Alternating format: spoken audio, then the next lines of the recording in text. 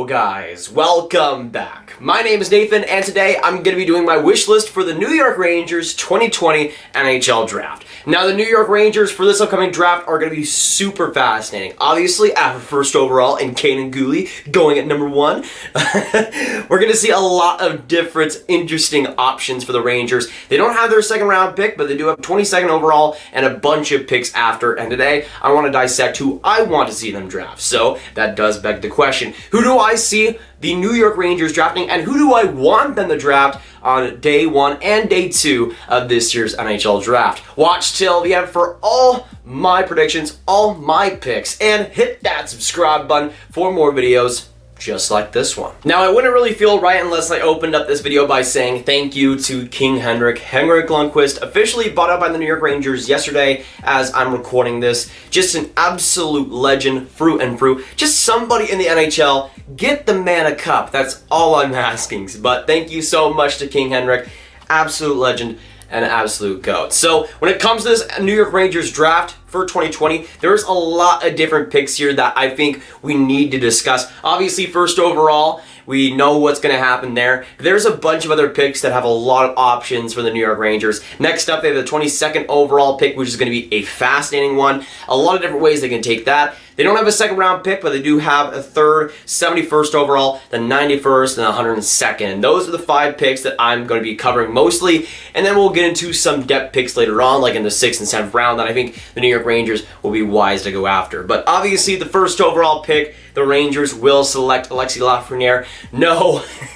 No, they will not select Kanan Guhle. They'll not select Braden Schneider. It's not going to happen. Alexis Lafreniere will be the pick, and I think it's just a perfect fit for the Rangers. Automatically, I think he can be right behind Panarin as maybe the second-line left winger. We'll see what they do with the center situation. If not, maybe you put Lafreniere with Mika Zibanejad. That could be interesting, but either way, Rangers get Lafreniere. So at this point, who really cares who he plays with? Lafreniere's a Ranger. That's pretty cool. And now we can go from Lafreniere to the 22nd overall pick, which will obviously be a lot more competitive and a lot more unpredictable as well when it comes to the Rangers. And personally, there's a couple of players that would really be unrealistic fits in number 22, but would just be awesome for the Rangers. The main one that comes to mind is Anton Lundell. Personally, I don't see him going past 9 or 10 unless the Rangers trade up, which might be the way to go. But if you get him at number 22, that's one of the best steals of the draft. But I think a perfect player for the New York Rangers. Future second-line center that can dominate defensively. That's pretty much exactly what the New York Rangers need, and some solid skill to boots. I think that's a player that alongside their Finns like Kaapo Kakko would be brilliant to have. But again, unless the Rangers are going to trade up, I just don't see it happening. But I have 5 different prospects here at number 22 that I think could be realistic fits that could be available there, and I would want to see the Rangers draft potentially. The first one is Noel Gundler. I have him ranked 11 on my board right now. Super Swede. I think a top 6 forward in the future at the NHL level. He has had some character concerns, but for me, most of it isn't really all that true. He's just a fantastic player, and from what we've heard, it's not too big of an issue chemistry-wise to be able to have him drop past number 20 or even get to number 22. If he's available number 22 and the Rangers are able to draft him, I think that would be a home run of a pick. That's a player that can play on that right wing as well, and you already have a lot of Swedish players in the prospect pool, most notably Nils Lundqvist. Lundqvist and Noel Gundler are on the same team in the SHL. So I think they already have that chemistry going, and I think for the Rangers, getting another Swede, but also a winger that can play on the right wing definitively will be a great pick for them, and I think would work out quite well. And my computer's died, so let me...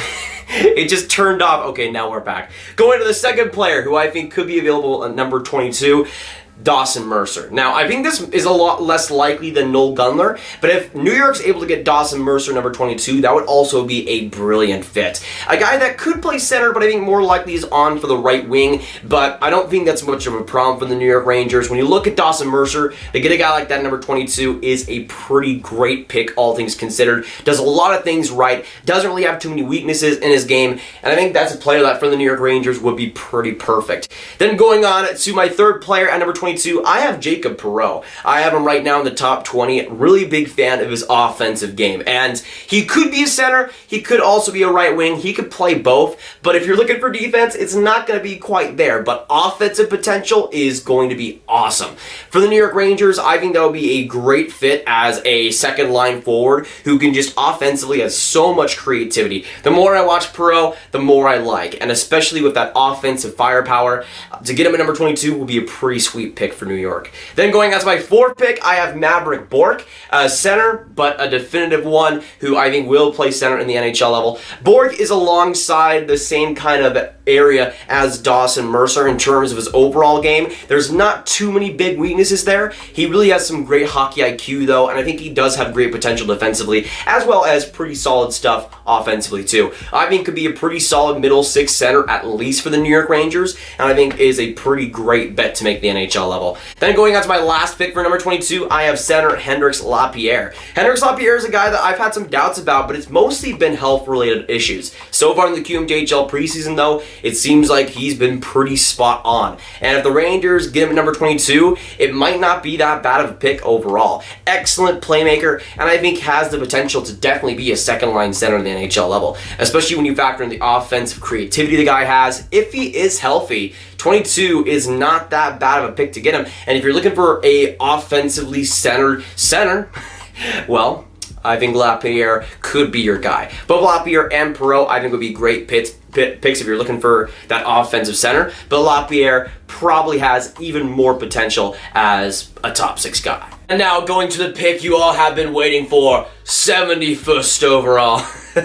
No, I'm kidding, but there is quite a bit of players here that I think will be great fits for New York at this spot. Of course, they don't have any second round picks. We jump from 22 to 71, but let's say they get Lafreniere first overall, and let's say they go for Noel Gundler at 22nd. That opens up a lot of different possibilities and also some defensive possibilities as well. Now, the first one I'm going to mention here is a center, Tristan Robbins, WHL player, but I think an excellent guy, played great hockey with the Saskatoon Blades this past season. I think he's going pretty underrated in this draft. I have him in my top 50. To get him at number 71, I think is a solid pick for the Rangers. He might not be more than a great third-line center, but I feel like he has the potential offensively to bring potentially more than that if developed right. I think there's a pretty high ceiling for a guy like that also, and you develop in a New York system that caters to offense too. I think Robbins would be a pretty sweet fit. Then you have Zayn Wisdom, one of my favorite prospects in this draft. Fantastic story,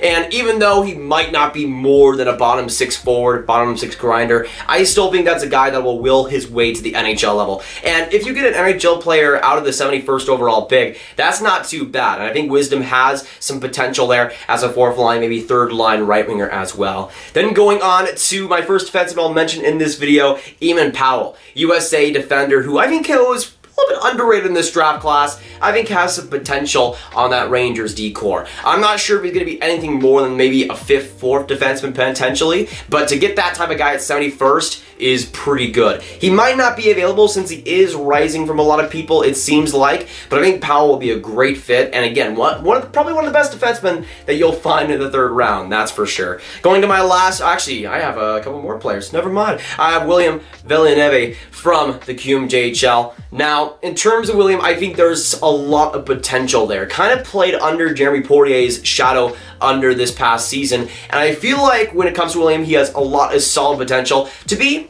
a solid defenseman. Great skating, I feel like, and has a lot of potential in both categories, both in offense and on defense. Didn't really have the greatest QMJHL season because of his ice time issues and his limited play, but I feel like that's a guy that if you give him the time could round out into an NHL defenseman, and number 71 would be a pretty solid pick. Then I go on to my last player I'm going to mention here, and honestly, if you can get him at 71, that would be a brilliant pick for any team. I have Brandon Coe. I think Brandon Coe is one of the most underrated players in this draft. And the sad thing was he played on the worst OHL team in North Bay and kind of just got overshadowed because of that. But I still think put up some fantastic numbers, but also looked very good. I think that's a guy that will be a 3rd line solid player who just gets the job done. Has some solid skill to boot, but I think to get him on that 3rd line, get a player like that at 71 will be pretty awesome for the Rangers. And now we go 20 picks later to the 91st overall pick, and in terms of my draft philosophy, I have 3 players here that I want to mention, especially when we go to later rounds, but just in the draft in general, I like to go for high risk, high reward guys, especially. And once we get into the later rounds, you might as well swing and potentially miss on a guy that could become an absolutely great NHL player if he develops right. And there's 3 players here that I think could be that for the New York Rangers. Now, the first one is Dmitry Ovchinnikov, a guy who goes pretty underrated in this draft class, I feel, has some insane puck handling and some insane skill, and I feel like that's a guy that just in terms of offensive potential has a lot to go with him. He is more on the short side, and I feel like he'll have to add a lot more to his frame to be truly successful at the NHL level, but I think that's a guy that once he comes over from Russia will surprise some people in terms of his offensive talent, and for the New York Rangers to get him, I think that would be a great pick.